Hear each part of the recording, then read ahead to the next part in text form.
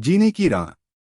हर काम भगवान भरोसे न छोड़े, हमें अपन जिम्मेदारियां खुद पूरी करनी चाहिए। कहानी। दुष्ट राजाओं के गलत कामों और उनकी जीवन शैली से पृथ्वी बहुत परेशान हो गई थी। उस समय पृथ्वी पर अधिकतर लोग बहुत गलत काम करने लगे थे। सत्ता जब बुरे लोगों के हाथ में होती है तो पृथ्वी को भी उसकी कीमत चुकानी पड़ती है। दुखी पृथ्वी गाय का रूप लेकर देवताओं के पास पहुंची। आंखों से आंसू बह रहे थे। शरीर कमजोर हो गया था। पृथ्वी ने गाय के रूप में देवताओं को अपना दुख बताया तो देवता उसे लेकर ब्रह्मा जी के पास पहुंचे। ब्रह्मा जी ने देखा सुना तो कहा, तुम्हारी ये समस्या मैं अकेले खत्म नहीं कर सकता।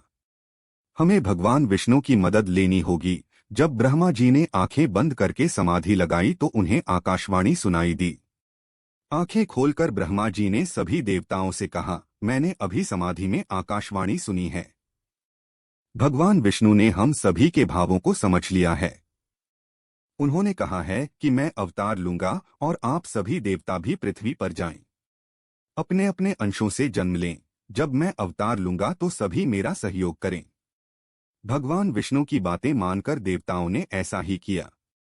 जब परमात्मा अवतार लेते हैं तो देवता भी अलग अलग रूप लेकर जन्म लेते हैं।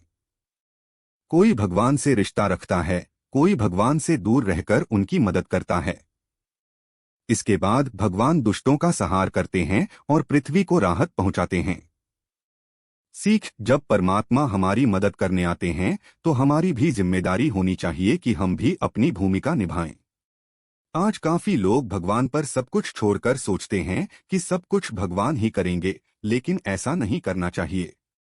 भगवान कहते हैं कि करना तुम्हें ही है, लेकिन मैं तुम्हारे लिए तुम्हारी मदद करूंगा, लेकिन कुछ काम तो तुमको भी करना होंगे। इसलिए हमें अपने कर्तव्यों से कभी भी मुंह नहीं मोड़ना चाहिए।